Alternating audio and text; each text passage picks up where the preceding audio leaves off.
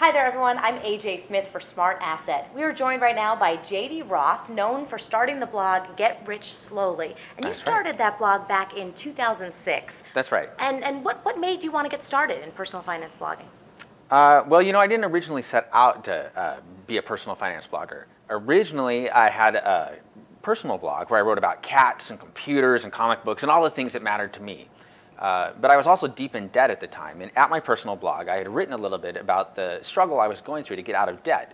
And in particular, I wrote a blog post at my personal blog about all the different personal finance books I had been reading and the themes they shared in common. And what I said is, that these books seem to be saying there's no one way to get rich quickly, but it is possible to get rich slowly. And so I wrote that post in 2005. And then about a year later, I was searching for things I could do to make a little bit of extra money. And I thought, oh, this Get Rich Slowly article that I wrote was very, very popular. Maybe I can start a personal finance blog based on this post, and maybe I'll make a little bit extra money. And that's how I got started. And why Get Rich Slowly? Why did that resonate so much with you?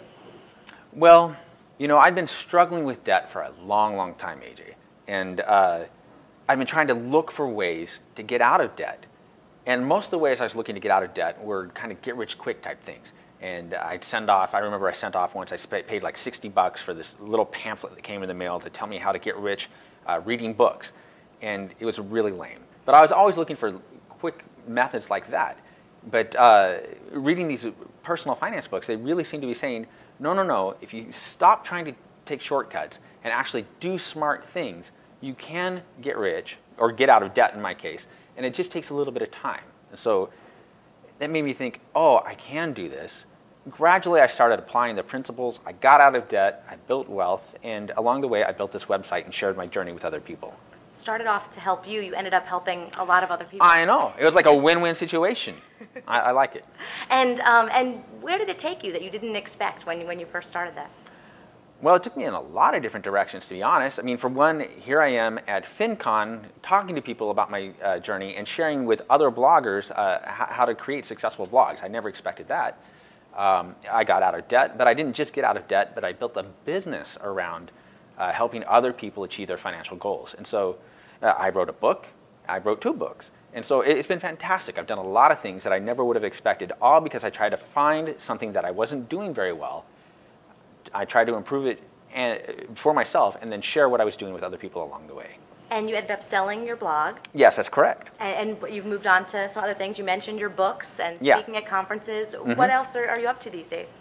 Well, as we were discussing earlier, one of the things that I'm really excited about is I plan next year to take a cross-country RV trip, or maybe it's just a trailer, but take a trip. Spend several months going across the United States and Canada, just exploring the country and talking to people about their stories, their financial stories and other stories. I think it's going to be a lot of fun. Great. And you've been there. You mentioned you've been in debt. Any Yeah. advice for our readers or viewers who are in that position right now? Any advice for them? Well, my number one advice is don't give up. It can seem like it's a real struggle. It can seem almost impossible sometimes. It just takes time. Another thing is there's no one right way to do this. It seems like a lot of people out there, a lot of experts will tell you, no, this is the way you're supposed to get out of debt, or this is the way you're supposed to save for a house. There's no one right answer. You've got to find the method that works for you. And I think my top piece of advice is to just save as much as you can from the start. I feel like a lot of people get trapped in a consumer lifestyle. We're sold a consumer lifestyle, basically, from the very get-go. And it's natural that we want to have the things that our parents have, that our friends have, but in as much as you can resist that and begin saving from an early age, you can build the life of your dreams, essentially. A lot of times we're told to save 10% or 20% of our income. I think that's a great starting point, but I think it doesn't go far enough. I think people should be saving 50% of their income from the time they get out of college or out of high school. Because if you can save 50% of your income from the start, you can be financially independent within 10, 12, 15 years. Well, thank you so much, JD, Yeah, for thank you. Answering our questions. And thank you guys for watching. I'm AJ Smith for SmartAsset.